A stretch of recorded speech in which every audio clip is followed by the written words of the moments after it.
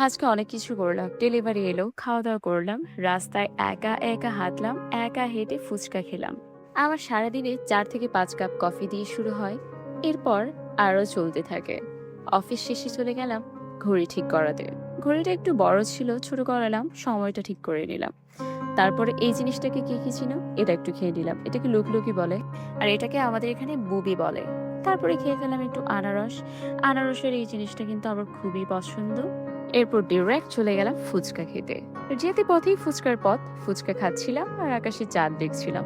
সবই একা একা, দারুণ মজা। তারপর এখানে এভাবেই হেঁটে হেঁটে রাস্তা দেখছিলাম আর ভাবছিলাম, ইস, এই পথ যদি না শেষ হয় তবে কেমন হতো তুমি বলো তো। আসলে মন্দ নয়। আর জীবনের পথ চলা আর রাস্তাঘাটে পথ চলা একই আসলে। সেই তো পথই চলা। এরপর চলে গেলাম একটু হসপিটালে। সেখানে একটা দরকারি কাজ ছিল। সিরিয়ালে বসে কাজ সেরে আসলাম। বাসায় এসে দেখি অনেকগুলো ডেলিভারি এসছে। সেগুলোর কাজ শুরু করতে হবে। এই হচ্ছে আমার সেই ডেলিভারি। বেশ ভালো ভালো শাড়ি এসেছে। এই শাড়িগুলো আমাকে বং কানেকশন থেকে পাঠিয়েছে। ওদের শাড়ি কালেকশনগুলো খুবই রিচ। তাহলে দেখা হচ্ছে পরের ব্লগে। টাটা।